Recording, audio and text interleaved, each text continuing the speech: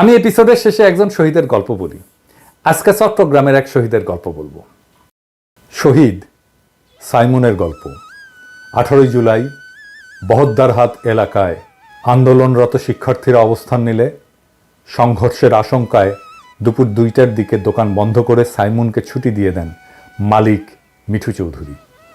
দোকান থেকে বের হয়ে বাসায় যাওয়ার পথে বহদ্দারহাট এলাকায় আন্দোলনরত শিক্ষার্থী এবং ছাত্রলীগ যুবলীগের মধ্যে চলমান সংঘর্ষে মাঝে পড়ে যায় সাইমন। গুলিবিদ্ধ হয়ে পানি উন্নয়ন বোর্ডের গলিতে পড়ে থাকে সে।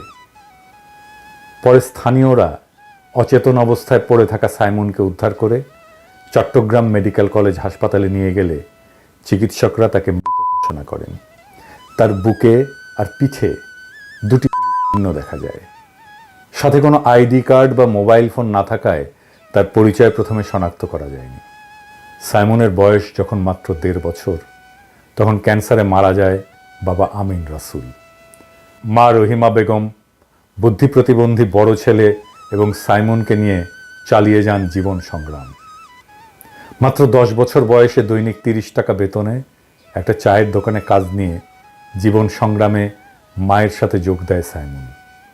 বছর 3 আগে গ্রামের বাড়ি সন্দ্বীপের বক্তারহাট এলাকা থেকে চট্টগ্রামের বহদ্দারহাটে একটা মুদি দোকানে বিক্রয় কর্মী হিসেবে যোগ দেন।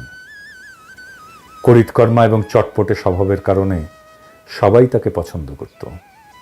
মাস 4 আগে পুরনো চাকরি ছেড়ে বহদ্দারহাট মোড়ে হক মার্কেটে জয় এন্টারপ্রাইজ নামে একটা মুদি দোকানে যোগ দেয় মাসে 13,000 টাকা বেতনে। খতিবের হাট এলাকায় একটা মেসে থাকত সাইমন। মাসে 1-2বার ছুটি পেলে বাসায় আসত।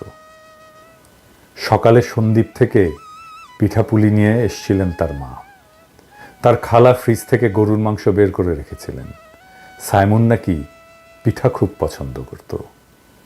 মা ছেলের জন্য পিঠা এনে মৃত ছেলের লাশ নিয়ে ফিরে যান সন্দ্বীপে। প্রফেসর ইউনুস, আপনাকে ছাত্ররা চাকরি দেয় নাই, আপনাকে এই সাইমনরা বুকের রক্ত দিয়ে অভিষিক্ত করছে ক্ষমতায়। ওটাই গণক্ষমতা। ওই ক্ষমতা আমরা আপনাকে আমেরিকার পদতলে অর্ঘ্য দেওয়ার জন্য দেই নাই। আমরা এটা হইতে দেব না। ইনকিলাব জিন্দাবাদ।